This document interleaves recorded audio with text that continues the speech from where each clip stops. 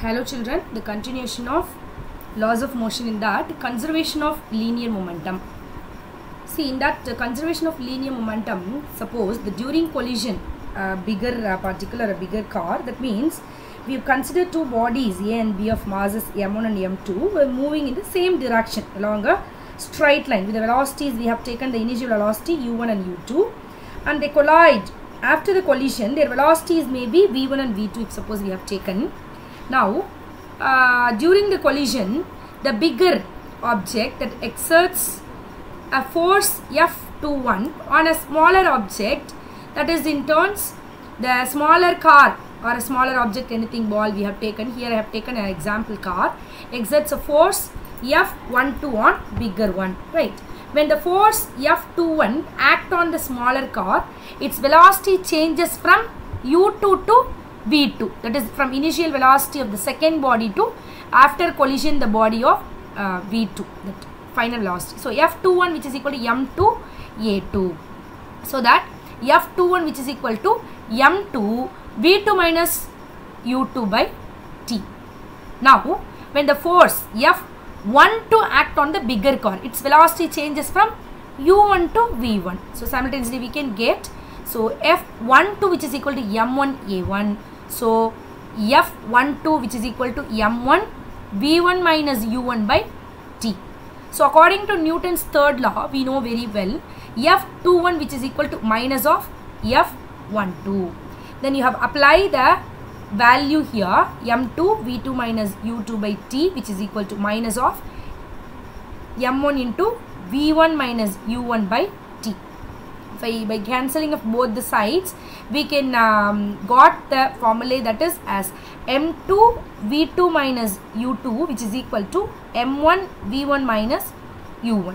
So we simplified and arranged this formula, which is total linear momentum before collision and after collision it will be equal. After seeing this formula you can get it, m1 v1 plus m2 v2 which is equal to m1 u1 plus m2 u2.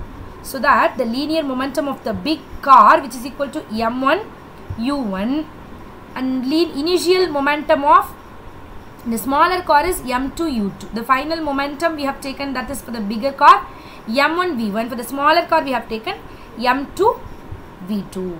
So as per the theory, the total momentum after collision which is equal to the total linear momentum of the before collision. So this will proves the law of conservation of linear momentum, right? Now we can see the Newton's third law of motion from the law of conservation of momentum. Same like that we can consider two bodies of masses m1 and m2, like, right? So ma, mb moving with the velocity of va and vb, right? So their initial momenta we have taken p, so pa and pb. So let the body collides, so collides with each other, then it gets apart and moves with the final velocity, means final momenta, that is pa and pb. Then by applying Newton's second law we will get, so according to law of conservation of momentum, the net charge in the linear momentum in the absence of external forces we can say that is 0. So here we can say FAB del T which is equal to PA minus, PA dash minus PA, right? So as we said, that is del T, that is FBA, same like FAB we have taken, now here we have to take FBA which is equal to FBA del T which is equal to PB dash minus PB. Okay, so the del T we have taken the common intervals of time of two body. By applying the third law, by the third law what we know, FAB which is equal to minus of FBA. So we are applying the momenta here, then we can write that as FAB del T which is equal to minus of FBA del T. So by applying this momenta we will get PA dash plus PB dash which is equal to PA plus PB vector. So this proves that the Newton's third law of motion, that is the total final momentum of the isolated system equals its total initial momentum. Got it? Now we'll see some other common forces in machines. So the common forces in machines, which are nothing but the gravitational force, we can take it first. The gravitational force, we know that very well, that is the force of mutual attraction between any two objects by virtue of their masses. So every object experiences this force due to every other object in the universe.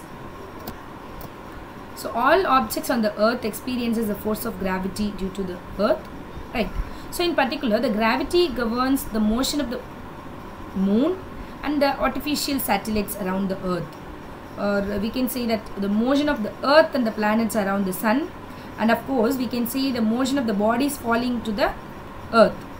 So it plays a key role in the large scale phenomena of a universe, such as formation of evolution of stars, galaxies, and the galactic clusters.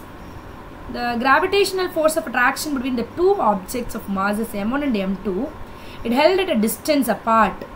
We know that it given by F, which is directly proportional to m1 and m2, the masses, and it is inversely proportional to the square of the distance, is the gravitational force of law, as we see the fundamental laws that time, right?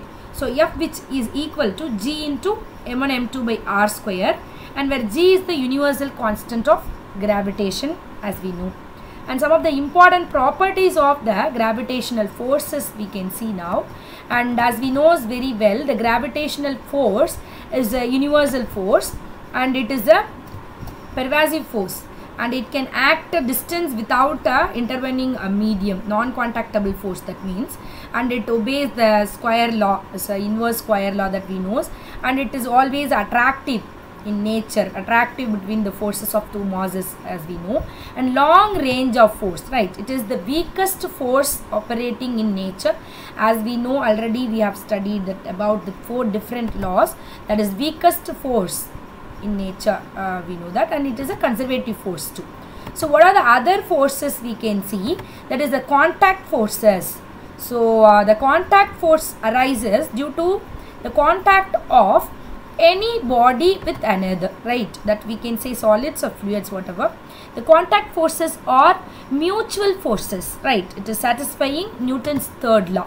And the components of contact forces normal to the surface in contact is called the normal reaction. So this component of contact force, which is parallel to the surface in contact, it is called as a friction. So friction, as we can see friction next. Okay, thank you children.